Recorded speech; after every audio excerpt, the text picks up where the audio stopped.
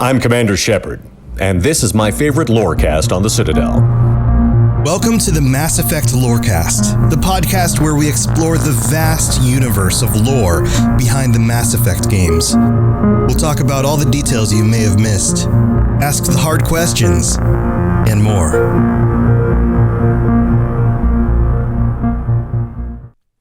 Shepards, welcome back to the Mass Effect Lorecast. This is your host, Tom, or Robots, and this is a very special week because it is the end of the month, which means that we have our patrons joining us. But before I get to them, I need to introduce my wonderful co-host, the man who just fell out of the sky, literally, N7 the Legend. Sam, you survived falling out of a plane just now. Welcome to the show. Yeah. Happy birthday. It's your birthday. Thank you. It is my birthday. Yes. Thank you. For my birthday, I decided to do the dumbest thing I could possibly do, which was jump out of an aircraft at 14,000 feet. Which was delete all of my Mass Effect saves. What? I told a couple friends of mine, hey, make sure my internet browser is cleaned. Just in case. But no, I'm kidding. I use incognito mode, but yes, I'm here. So when researching all that salacious Mass Effect artwork. Yeah. So yeah, welcome. I'm glad that you had fun for your birthday and that you survived. That sounds awesome. And welcome to everybody who's in the live stream. And to all of our patrons, we're going to go through and introduce each one of them really quickly. We got a whole bunch of them again. And this week, we are all gathered together to talk about what we think would be really good ideas for, say, the main villain of the next Mass Effect game. And I'm curious because there are different ways that you could go about this. I think we might get some answers that are like an individual. We may get some answers that are like a faction or a specific race or group. I think we may get some answers that are more existential or natural, like there's some sort of major event that everybody's trying to subvert, or combinations of the things, like the Reapers were kind of a combination of some of those things. So I'm really curious to see what we're going to get, but let's go through and introduce everybody. Patron, you're in the hot seat. Welcome, dude. Welcome back to the show. How's it going, everybody? How are you doing? I'm doing wonderful. It's been a good weekend. Awesome. Well, welcome back. We also have Will. Will, welcome to the show. Hey, y'all. Hey. And Genesis is back. Genesis. I'm here as always. And Scott is here. Welcome, Scott. Thanks for having me. Yeah, thanks for joining us. Captain Shenko, welcome back. Good to be back. Win is here also, returning. Win, just give him a peace sign. Sadie Cakes joining us. Welcome to the show, Sadie. Hello. And Turbo Toboggan. Welcome back, buddy. Hi. So this is our crew on board our Normandy. I guess we should, maybe is this our Normandy? I don't know, Sam. Sort of like our Normandy. I don't know. I get more of a Tempest vibe. Okay, well, on our Tempest. So who would like to start? Who has a really good idea for a villain, or who do you think would be like the most likely villain for the next step in the story? Does anybody like to start us off? Any hands being raised? Looking around. Oh, Will. I saw Will's hand. Will, what do you think? So I just want the dark energy plot to come back and somehow, and I know that the dark energy that the Reapers were part of is not the same as the dark energy Scourge and Andromeda, but I want them to somehow merge them. Interesting. And it could either be just dark energy being a thing or some, big bad like Thanos, but not really Thanos. Which do you think is more likely to have like a individual, like terrible person driving something to do with the dark energy, or more of like maybe we've accidentally dabbled in this too much and now we've risked all of our lives and we have to stop it? Like, I think the latter. I think more kind of like humanity, kind of not humanity, but you know what I mean. Like the accidental, like we've delved too deeply in something we don't understand kind of thing. Yeah. So how do we fix it? I think that would be more. But then the Geth and the Reapers and the Scourge. That's all part of where screwing up led to all them going kind of haywire. So then, of course, you have the difficulties with the political side of it, and the different groups and that kind of thing. Sam, what do you think? What do you think about this dark energy plot? I think there's a lot of evidence to suggest that they're not just going to throw away the dark energy plotline. I mean, it had a hand in 2 separate galaxies, and across like 3 different games, there were inklings laid down of the dark energy plotline. And for those who are unfamiliar, the dark energy plotline was at one point supposed to be behind why the sun near Haystrom was dying in Mass Effect 2 when you go and recruit Tally. And so if you look really deep in a lot of online forums, you come across the same thought process over and over again, which was that dark energy was accelerating the death of stars and altering other elements of space-time. And this buildup of dark energy was happening allegedly because beings were using more and more biotics and Mass Effect type technology. So using EZO to affect mass and also using biotics and that kind of thing. It was part of the balance of the equation. Right. It's almost like a galactic version of climate change. Right. That's interesting. It's an interesting will. I'm curious, who else do any of the rest of you guys have the same thought? Turbo's raising his hand. Were you thinking about the same idea, Turbo? What and Sam was going with at the end, like the EZOs. I was thinking dark energy, but I was thinking like the EZO accident that happened because of I forget the corporation, like when their freighters blew up and gave, like, I was like thinking like maybe that was like a secret cult that's worships the dark energy that's causing humans to have biotics so they can make it like spread it. So I think I know what you're referencing. That little tidbit of lore comes from a planet card. And what you're referencing, correct me if I'm wrong, is that there were ships with EZO on them that blew up in the atmosphere above a planet. And then that EZO rained down upon the colonies. And there was an implication in that planet card that it was done on purpose. Right. Yes, that's what I was thinking. Like maybe it was some like people trying to make biotics go faster, which would cause that dark energy build up. Right. Yeah. And if I remember correctly, if you trace the lines a little bit, it's kind of implied that was Cerberus. That Cerberus did that. Now I might be wrong, but that's just off the top of my head, what I can remember. But yeah. Do you think if there is a dark energy plot that Cerberus will be involved? I think in a sense, like they'll be involved as in they know about it, but not involved in creating it. Like kind of like indoctrinated almost like they were with the Reapers, but I think it's more behind the scenes, and it'll be, I hate to kind of, I might just went on this tangent, but kind of in the sense of like in Horizon where it's just complete, it happens because people created the issue, and you have certain idiots that like to manipulate it and make it their own and make it about themselves. Oh, it's kind of like the real world. I gotcha. Yeah, pretty much. Yeah. where people get manipulated by people in power in order for their own gains, and of course it destroys so many other things. Wonderful. Yeah. No, I mean I think that plot line makes sense, and it kind of resonates. Anybody else have any thoughts on this one? Turbo has his hand up again. Turbo, I have a question. Do you think they'll go the route of the dark energy being like a kind of like sentient being, like Parallax for like in the Green Lantern movie, like how the energy source actually has like a will of its own? Or you think it's just going to be like a natural element? Like where do you think they're... Will, I think Will would say more natural. Will, what do you think? Like BioWare, like where would they go with this? Right. Do you think that the dark energy will gain sentience?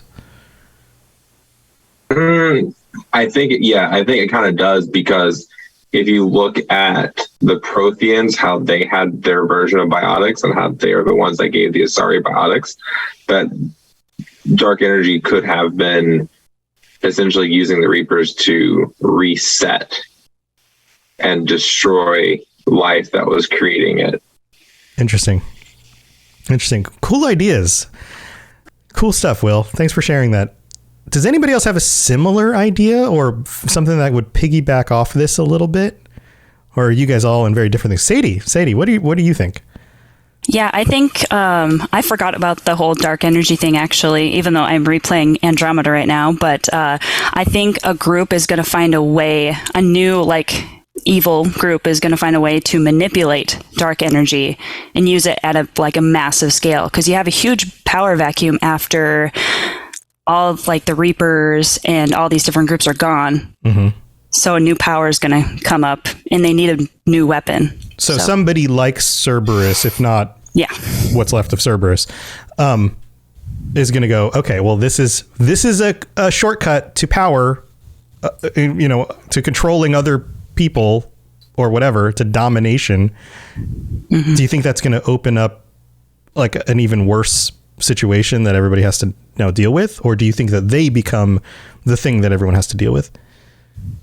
It really depends, and it really depends on the timeline, because if the game is set a lot later, they could have a lot more power because they've learned how to use dark energy by then. Otherwise, if it's earlier, they would just be starting to use it. Right. They've kind of already established themselves, and now we're 100 years in the future, and now they are an issue. They've surprise galaxy, we're here, and we can wield dark energy in ways that you've never thought of before. And then cue evil laughter. Right, something like that.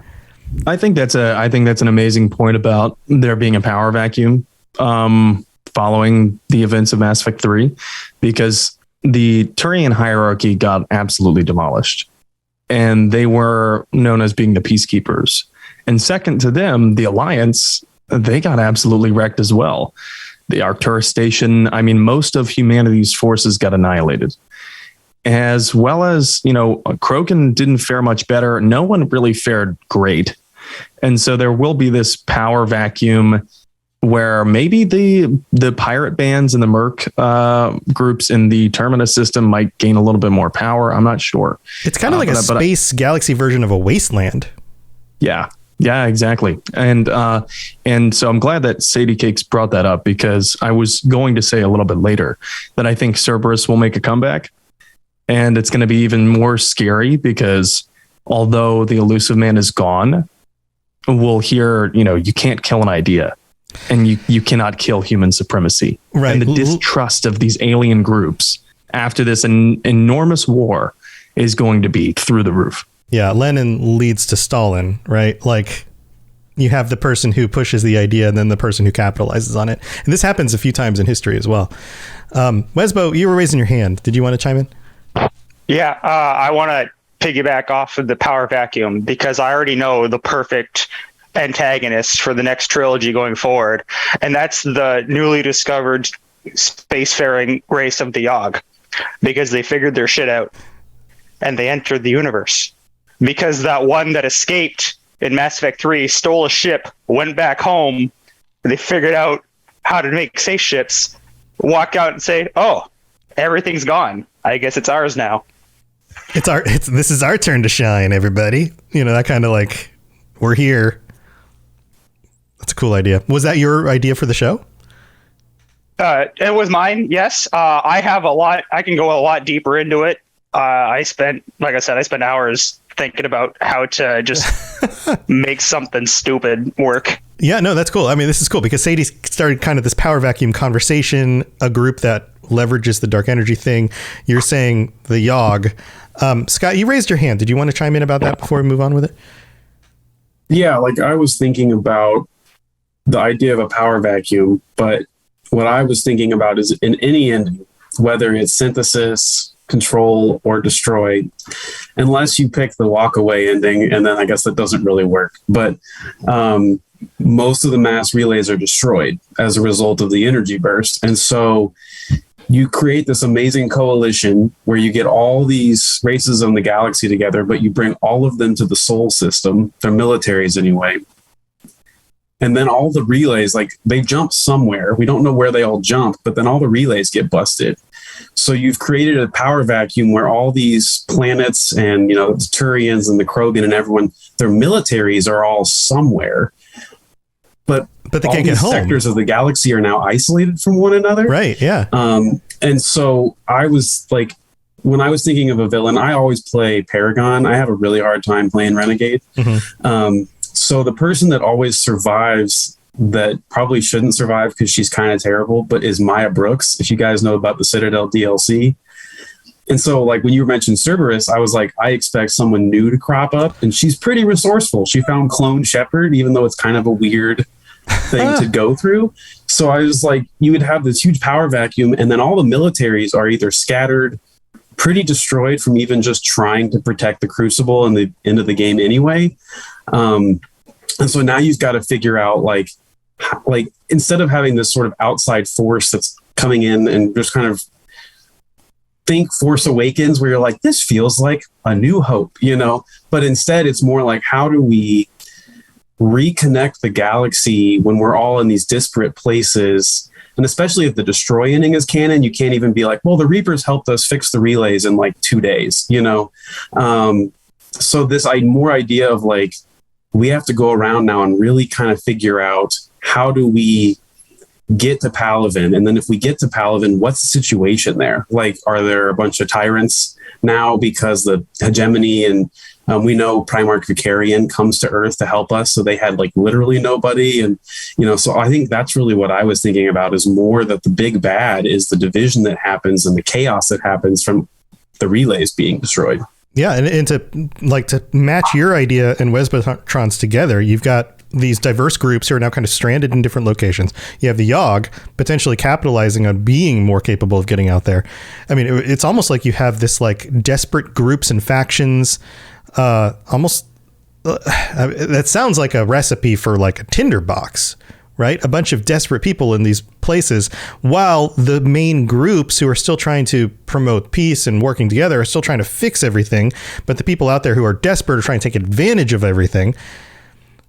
That seems like a really cool mix. But keep in mind, so the other question I have, we never really get an answer to, that it impacts this, is we can see from most empires in Mass Effect, right, when Javik tells us all about the Protheans, the more space you control, literally and figuratively, the better you are, right? And especially when you can build off your predecessors. But what we also know is that sometimes mass relays are deactivated. So did the energy burst, if it's a deactivated relay, does it get skipped? So if you do have a group like, say, the Yogg, or, you know, like when the Rachni relay was shut down and then we reactivated it coming through, if there is a section of space where the relays are deactivated for some reason, is that the big bad then, as well as we uncover a new region and they've been able to expand to a certain extent? Because all their relays were shut off. They've turned all their relays on. And so they own a bunch of stuff and they can zip around their empire real quick while we have to just try and figure out how to get somewhere. Move at a snail's pace. Wesbo, what do you think about all of this? Does it kind of match some of what you were thinking too? Oh, absolutely. And I like the idea of inactive relays weren't shut down. Because like if you control the main source of transportation, that's pretty good place to be in. Yeah. Now, Sadie, we kind of jumped off of yours into some other ideas real quick. I didn't want to miss out on any other thoughts that you had about what you've said so far, or maybe some of the things they've chimed in with. Do you have any other pieces that you want to share? No, that was basically it. And I guess the only other thought I had with all that is, again, with like the timing, because if this is immediately after the trilogy, it could just be a ton of different factions that you're just trying to get everybody to calm down and you're just traveling everywhere. But that's another like mass relay issue. Yeah, the splintering because of that. I totally get what you're saying there. This is some cool stuff. Anybody else want to chime in? Will, go ahead. I would say in the expanded endings of Mass Effect 3, they did show relays being rebuilt and the Citadel being rebuilt. So I feel like it would be kind of weird to put a game in between that when you've already shown the post portion of it. Or what if it's in the process of, like, what if, like they were explaining, what if some of the places with mass relays have been able to be repaired, but some of them are further away, and so it's going to take more time to get ships to those locations. So instead of having a game set where, like, okay, all the mass relays are back up and running, we fixed them all, you could have situations where you're like, well, we've got a lot of them fixed, but there's entire quadrants of this galaxy that are still, like, in the dark because it takes that long to get a ship out there. I feel like they're going to have you rebuilding some mass relays as part of the game. Yeah. I could see both situations, you know, like I think both are viable. Sam, do you have any thoughts on this? Yeah, I thought that was a great idea and a great question about which relays are affected. But I also think that just because they depicted in stills what the recovery process might look like, it doesn't preclude them from really doing anything. Story-wise. If they wanted, right, they could just willfully, you know, disregard everything that they did if they wanted to do that. But even if they still wanted to honor it, it didn't really hamstring them too much because, yeah, you have the Citadel and it looks like it's been rebuilt with a space elevator above London. But all that would mean is that the Citadel is now located, you know, in Earth orbit, at least for a little bit. I mean, if it can be brought one place, it can probably be taken back somewhere. So, yeah, man, this is some cool stuff. We need to take a break and thank you guys, our patrons, and we'll be right back. But those of you who haven't had time to chime in, be thinking about how you're going to say what you're saying. It's coming up. We'll be right back. Message coming in. Patching it through. I am sovereign, and this station is mine. I like the sound of that. All right, here we are in the middle of the show. Thank you to all of you guys for joining us and supporting the show. We really do appreciate it. Thank you to all of our patrons. Man, you guys are too nice. 66 of you right now. Holy moly. 66 patrons. Some new ones signed up this last week. We've got Commander Frosty. We have, let's see, Joshua G, Andrew S, and Mitch G. Thank you to all of you guys for signing up and joining us. I hope you guys are enjoying the benefits of the Patreon. And a big shout out to all our Commander Shepards, Kolkashins, Captain Shanko, Cloudy Atlas, Kira, Lieutenant Tessino, Pipe Man, and Big Bills. Thank you so much to all of you guys. You guys are the best. And we don't have any new ratings or reviews to read out this week, but if you'd like to drop a rating or review on Apple Podcasts, we'll read it out in the future. And a rating on Spotify would be helpful as well. So we're going to keep this mid-break real short because we've got more people to chat with. So here we go. Spit it out, or are you trying to build suspense? You're so dense, sir. Obviously, I do not know as much about human relationships as I thought. All right, here we go. We're back. Let's move on. I know we've got 4 more of you guys who haven't been able to chime in yet. Who would like to go next? We've got Genesis, Captain Shanko, Win, Turbo. Anybody? Wesbo is ready. Oh, okay, we'll go to Jen.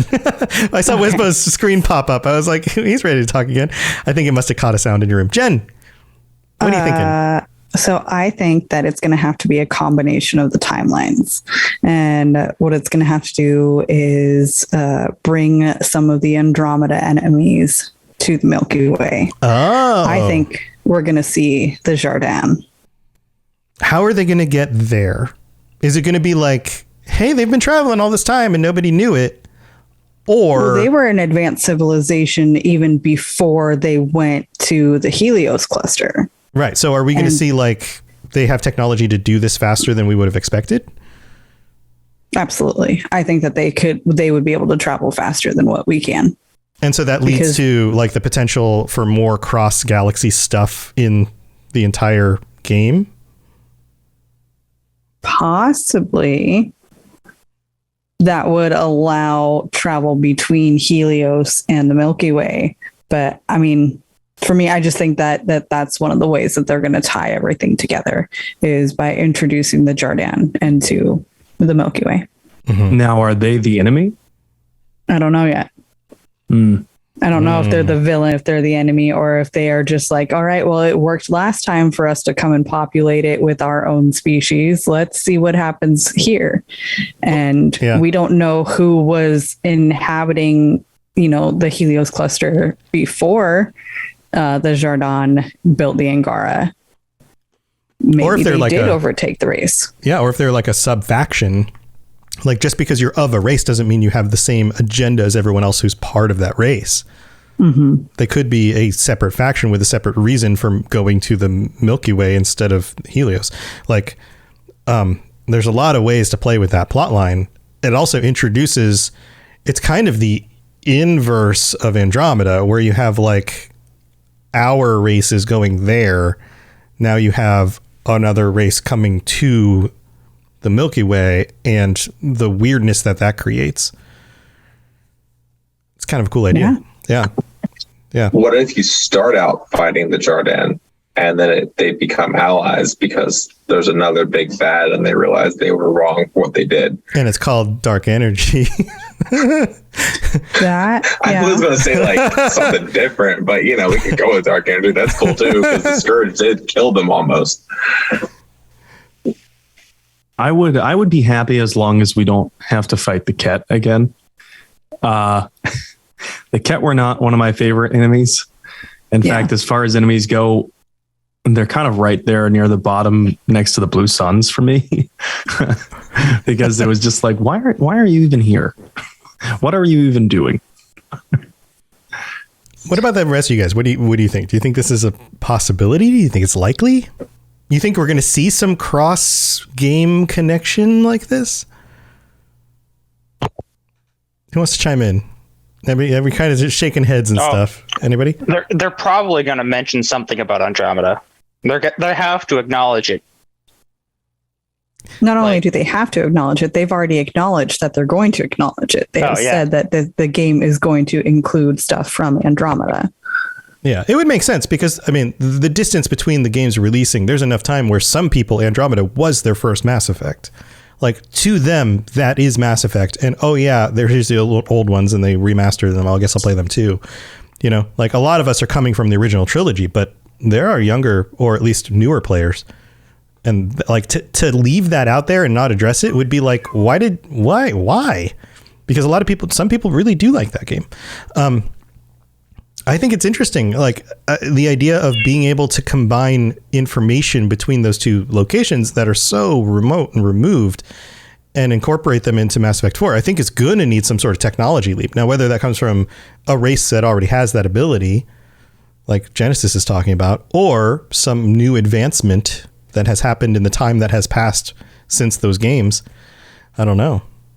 I think they will eventually combine both of the galaxies and they're gonna bridge the gap.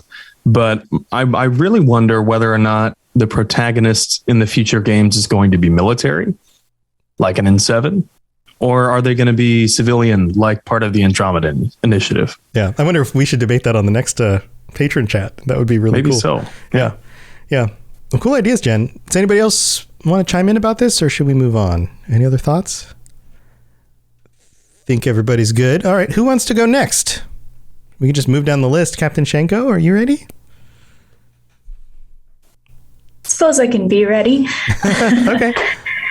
I think one thing I'd like to see is a little bit, after the main trilogy, we have 2 games of build up and then the Reaper War. And it's, a big deal, a big thing. I'd like to see the threats come back down to reality a little bit less large scale intergalactic war. And we're now in the after effects of a war like that, where there are going to be power vacuums. There are going to be refugees, even worse than during the war, I think, because now at this point, supply chains are completely shattered, ruined, whatever.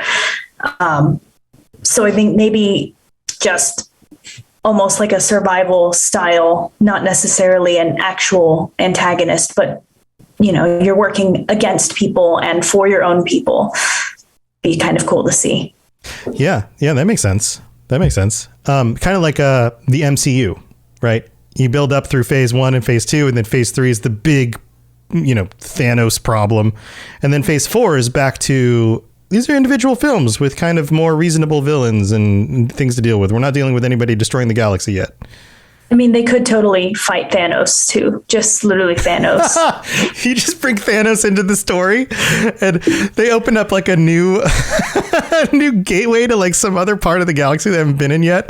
And then in comes Thanos' fleet and he's got like the gauntlet and he's like, I've been waiting for you. And you're like, crap. Shepard's putting on their armor again. They're like, God damn it, I thought we were done with this. I thought we solved all the problems. What do the rest of you guys think? Do you think we're going to see like kind of a smaller scale, not as high stakes kind of thing to start out with? Yeah, I think that makes sense. Basically we're getting a brand new story, so it makes the most sense to start at the beginning of the story, not right in the climax. Yeah, I mean, to set up another trilogy would obviously make them a lot more money than just selling one more game, right?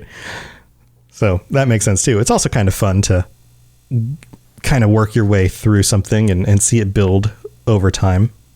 I totally get that. Sam, do you have any thoughts? Yeah, I agree that I think that we're probably going to see them take a step back in terms of the scale of the villain. I don't think that they're going to immediately try and outdo themselves with the space opera ending of Mass Effect 3. I think we could very well see something that is much more micro, like we saw in Mass Effect 1, where we're fighting essentially, one rogue Spectre, but then we learn a big twist along the way. There's something bigger behind it. And so, exactly. Yeah. So I think that there's a high possibility that we think we're fighting one bad guy, right? And then we stumble upon twists along the way, which take us into the next game, and Mm-hmm. Yeah, that totally makes sense. Yeah, I get that for sure. Cool idea, Captain Shenko. Also, I like your little thing on your ceiling there. Here. All right, Win, do you want to go next? You want to share your ideas? Nothing that hasn't already been said before. Mm-hmm. I think there's definitely going to be a group that deals with supremacy, like Cerberus, Terra Firma, but, well, not the Terrans because they're virtually eradicated right now, but yeah, some kind of most likely human supremacist group, because that's what humanity does best. Yeah, that would make a. I think that fits into kind of what Shenko was saying. This idea of like this isn't the end of the end of the galaxy, but these guys are bad. We have to deal with them, and if they become more powerful, what's that? Will? Plot twist: it's the Americans. It's the Americans. Like the Americans break away from the rest of the the nations on Earth. Dun dun dun. I'm sure everybody in this country would love that idea, sarcastically speaking. I think half of this country would love that idea. Okay, fine. To appease the other half, it's ISIS. It's ISIS, right? Yeah, I could totally see that. I do you think that they have another like key mysterious figure, like individual behind it? Do you think they put a face to that threat, or do you think it's like just the group at large, and there's just like this political board of like leaders that are just kind of, no one person's really to blame. It's the ideology itself. Scott, you want to chime in? I think that was the thing about Andromeda that I kind of wish they hadn't done, which was the reveal of Reyes as the charlatan, because it kind of ruined the collective, where it was like they were this organization and it was like, who's in charge? No one really knows. There's all these theories. So it would be kind of nice to have them set up something, if it is going to be more micro, to have it be someone where it's kind of like, we don't really know. We can never nail it down. Kind of like a Shadow Broker was until the DLC, and so I think that would be a really nifty angle on it, where it wouldn't just be like you romanced me and I happen to actually be the person that's in charge of this shady group, but it would be like we'd never really figure it out. Yeah, and with a sufficiently dynamic enough governmental system, it's hard to pin some decisions just on one person. Like sometimes the ideology takes over. And yeah, maybe there's a figurehead, but that taking out the figurehead is not going to stop the ideology. Like the actual threat is the ideology. And I mean, that feels very postmodern, but it also feels very real and very scary. Like it doesn't matter if you chop off the head of the snake just keeps on going. Like, it seems like a really scary idea. Yeah. And I think we could definitely see a lot of that because like I said, trust of others is going to be at an all-time low following the end of Mass Effect 3. And like you said, the ideology continues.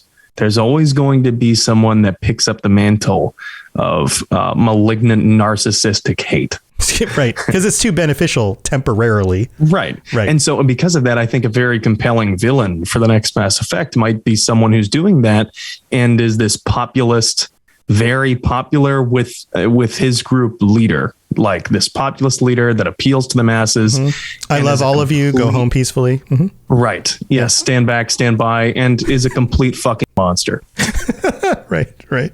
So I think it's quite possible that, you know, we see something like that. And hey, who knows? Maybe Kai Lang didn't actually die. Yeah. It's totally possible. Yeah. Wesbo? I will stab that man again. Everybody's chiming in now. I know Wesbo has a hand up and Will wants to talk. Will, go ahead and then we'll go to Wesbo. I don't think a leader has to be all I love you, all peaceful to be popular amongst the masses, i.e., yeah, sure. Absolutely. Like they do terrible things and that's what actually gains them preference with the masses. Very, very well could be the thing. Wesbo? So I was listening to N7 talk about potential thoughts about like a very popular person, rogue Spectre. So what if, I'm going to piggyback off my own too. So the Yogg, they're hyper intelligence, right? They would learn, I assume, very quickly about some specific procedure that Cerberus did on a specific dead person. What if the Yogg found Shepard's body, or they tricked Liara into finding the body, stole the body, bring the body back, because if he can survive falling through an atmosphere, he can survive a little explosion where buildings fall. But when they bring him back, they don't give him his free will. So the first game is just you hunting down Shepard, and what you do throughout the game impacts the ending of if he dies or if he survives. I don't know. What do you guys think about that one? Sam, you have any thoughts? I think it would be an interesting sidestep to have to get away from canonizing any of the choices that anyone made along the way. And because of that, the pessimist in me says, yeah, that's probably what it's going to be. Because I gotta be honest, like the logical part of my brain has close to zero faith that they will have the gall to make a sequel of Mass Effect 3. If I'm being deadly honest and I want to zap all the hope out of everyone, I'll say that they're never going to, ever. Because a sequel will bring them the money. Right. But, we can't delegitimize anyone's ending. And that might be the facade that they put on, as the reasoning. But in actuality, it might just require giving the writers too much money and time, which it seems that game companies want to, especially ones like EA, want to navigate away from. But that is the pessimistic part of me speaking. If I'm being optimistic, then I would say they might do something like that as a graphic novel intro for the next game. You know what I mean? As like an innovative way to say last time on Mass Effect, Let's bring you up to speed. Yeah. Interesting idea. Well, we have Arcan joining us, just getting in here a little bit late. Welcome to the show. We've been we're getting close to the end. We've been talking about our thoughts on who the villain or what kind of villain there might be for the next Mass Effect game, and we're down to you and Turbo Toboggan. Turbo, do you want to share some ideas? Do you have any thoughts on this?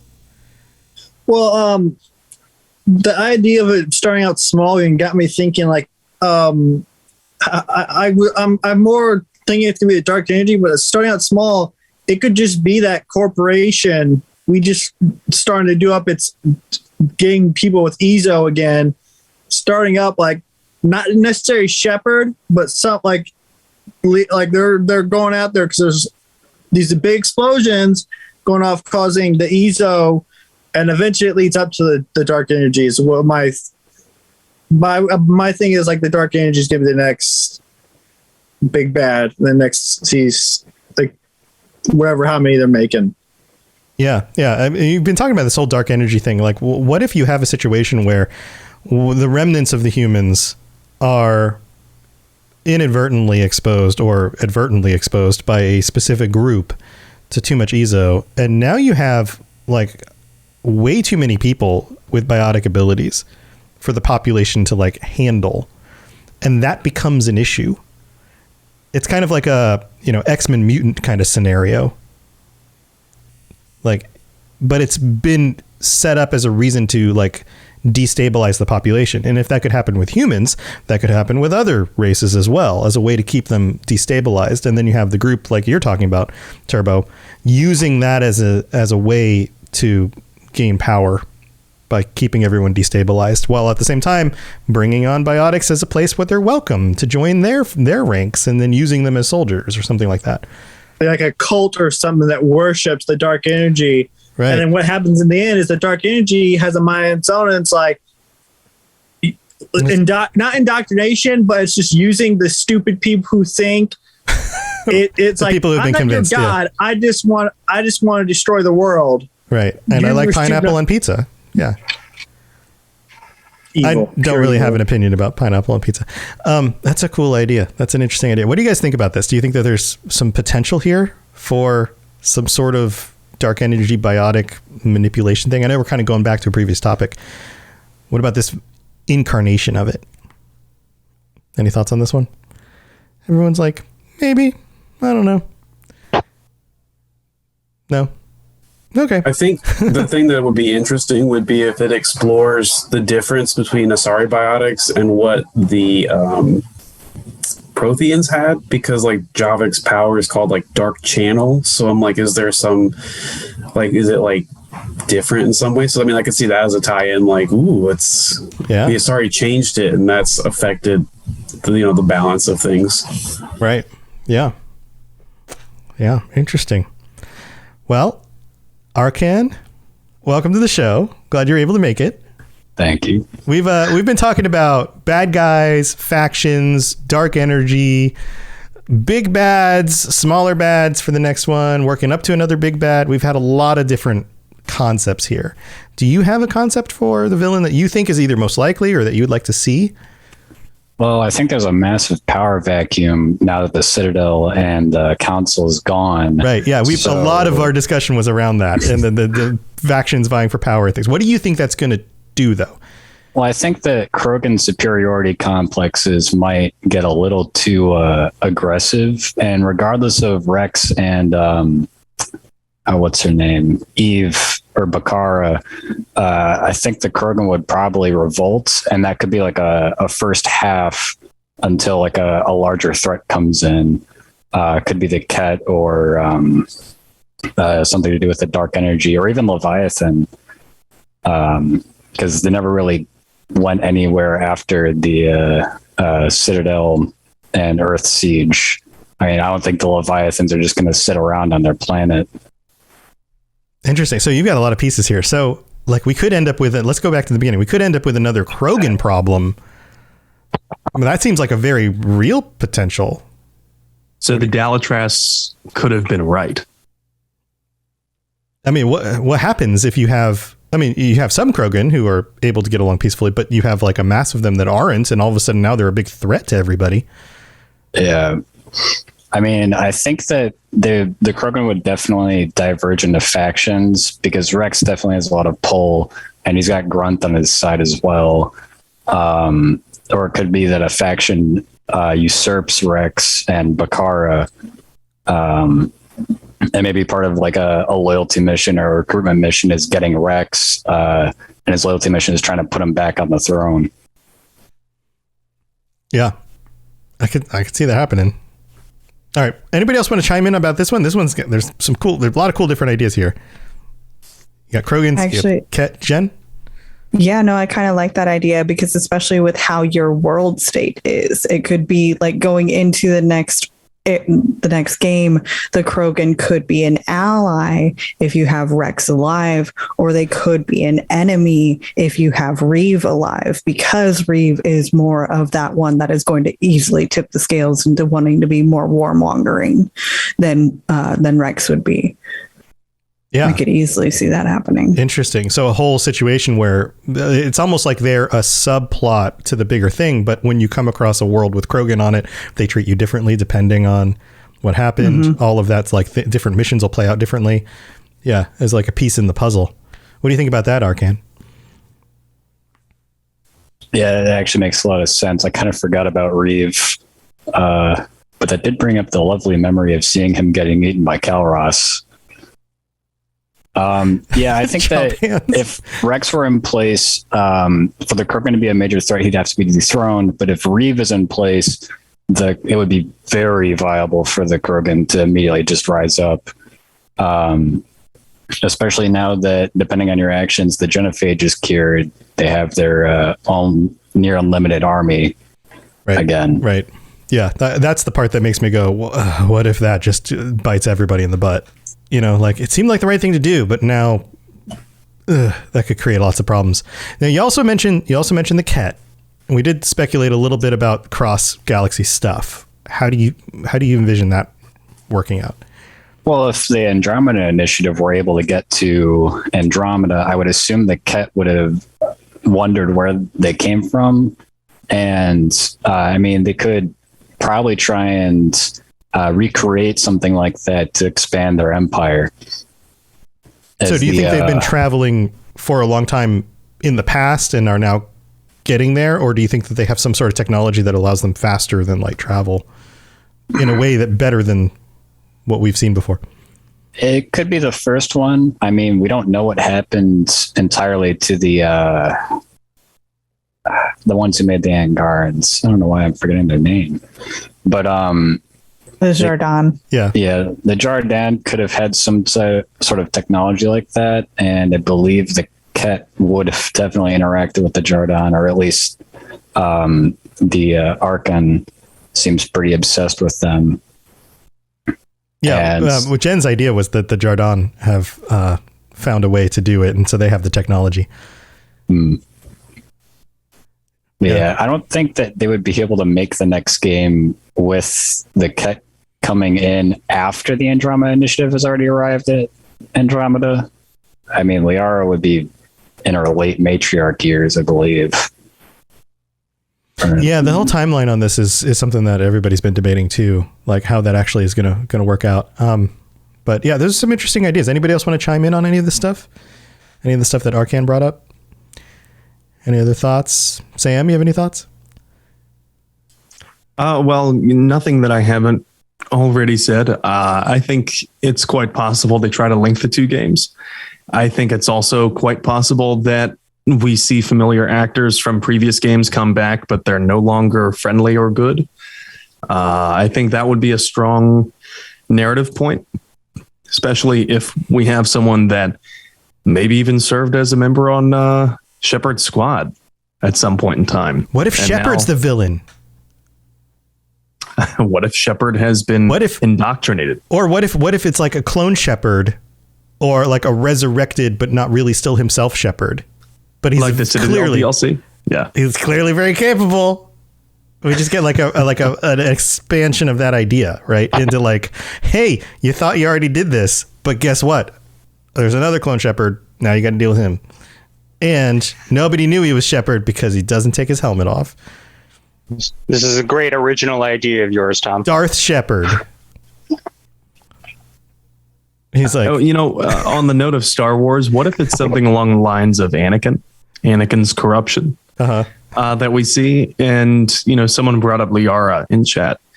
We already saw the inklings between Mass Effect 1 and 2, and then again in 2 and 3, a big leap, where Liara looks like she's kind of going down this really dark path. I'm not sure if anyone else felt that way, but for me, it felt like she became obsessed with power after having become the broker.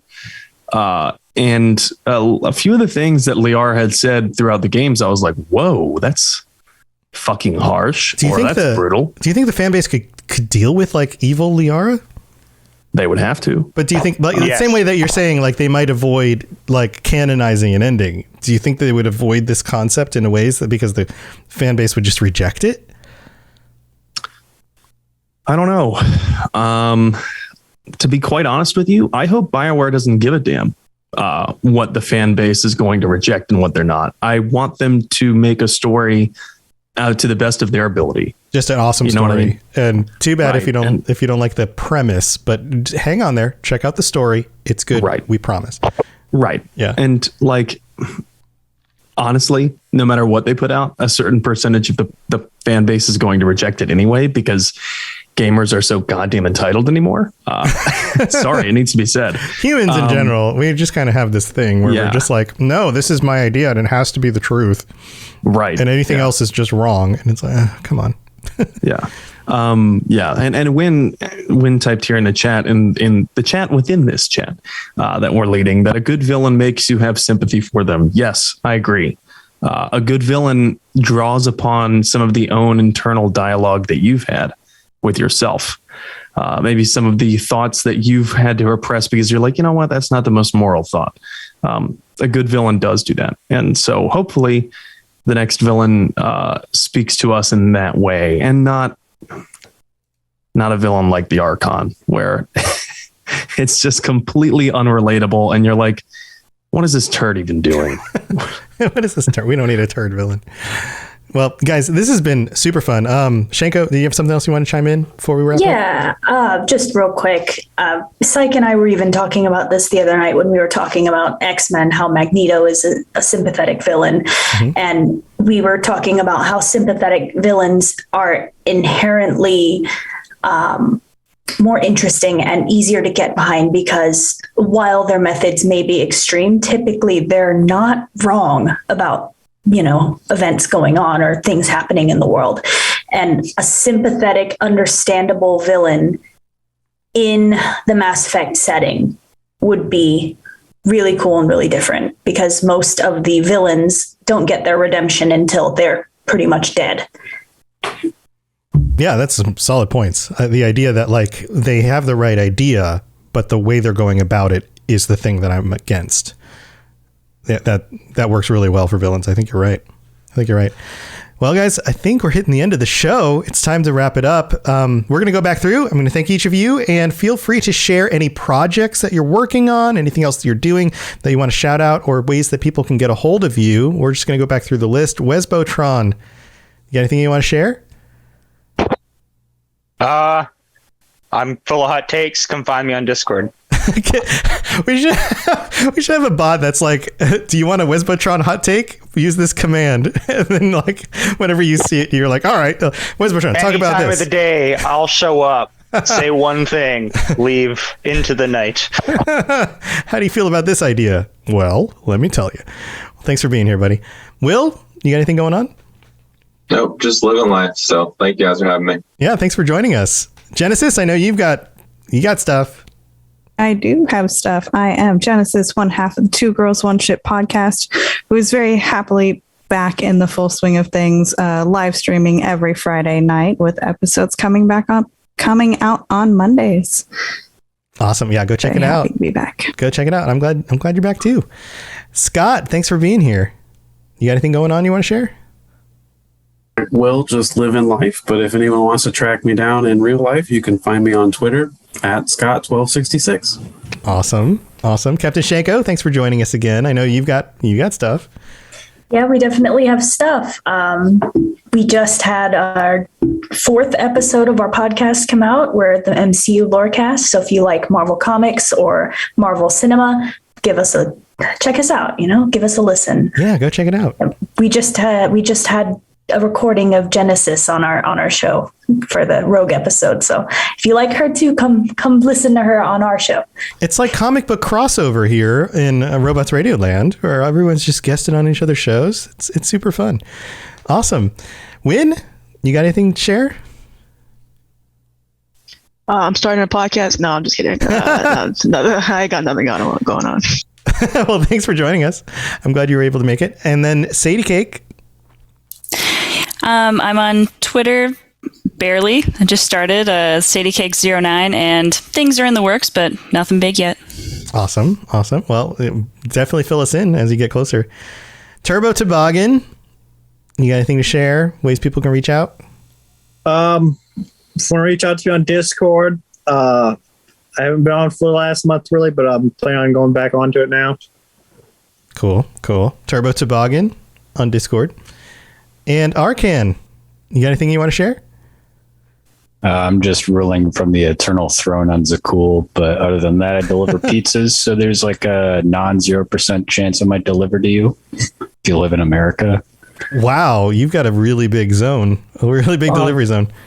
It's a non-zero chance. Could be a 0.0001. Can I order a pizza from your place and then like 4 days later it shows up because you just drove across the country? I would try my best if you left more than $2 for a tip. I tip my pizza guy well because there's still a freaking pandemic out there and you guys are risking your lives. So I recommend other people, when you order stuff, tip your delivery people, please. But yeah, thank you for joining us. Thank you all for being here. You guys have been awesome. Sam, you got anything to share before we head out?